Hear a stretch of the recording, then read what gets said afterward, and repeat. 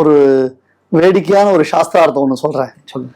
கூரத்தாழ்வான்னு ராமானுஜருடைய சீடர், இதோ இங்க கூட இருக்கார், ராமானுஜர் பக்கத்துல எங்க இருக்கார் கூரத்தாழ்வான், அவர் ராமானுஜருடைய சீடர். சரி.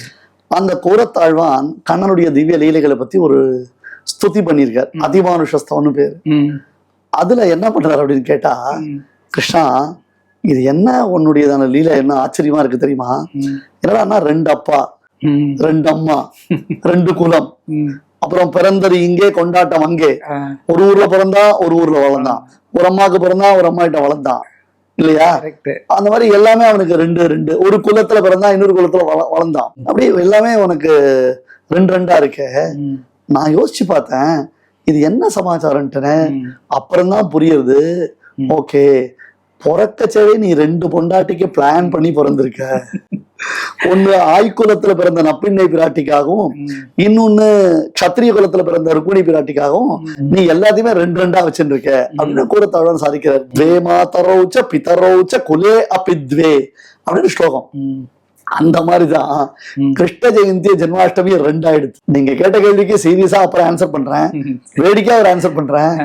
ஒண்ணு இங்க பிறந்தது கொண்டாடுறது, இன்னொன்னு திருவாய்ப்பாடியில பிறந்தது கொண்டாடுறது இல்லையா? ஓகே. சாஸ்திரங்கள்ல சட்டத்துல எல்லாத்துலயுமே ஆப்ஷன்ஸ் உண்டு, நம்ம ஒத்துக்கிறோம் இல்லையா? யக்ஷ பிரஷ்னம்னு நீங்க மகாபாரதத்துல ஒரு விஷயம் கேள்விப்பட்டிருப்பேன். அதாவது தர்மபுத்திரர் கிட்ட யக்ஷன் சில கேள்விகள் கேட்டான், ஞாபகம் இருக்கா? ஒரு கதை ஒண்ணு. தண்ணி குடிக்க போனார், தண்ணியை தேடி போனார்.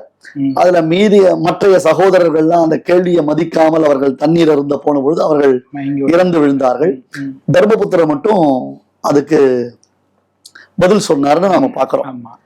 சாதாரணமா நீங்க பாருங்க, விகடனே பாருங்க, விகடன் பதில்கள்னு போடுவீங்க இல்லையா?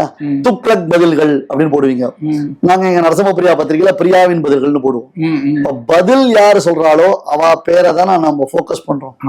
ஆனா கேள்வி கேட்டவாளுடைய பெயர் போக்கஸ் ஆகுதுன்றது இங்க மட்டும் யக்ஷ பிரஷ்னம் தான். The answer of தர்மபுத்திரான்றது கான்செப்ட் இல்ல, யக்ஷ பிரஷ்னம். காரணம் என்னன்னா கேள்வி கேட்டவாளுடையதான அந்த நாலேஜ் இருக்கு பாருங்க. அதாவது கேள்வியே ஒரு நுட்பமா இருக்கும். சில பேர் கேட்க கேள்வி கேட்பான்.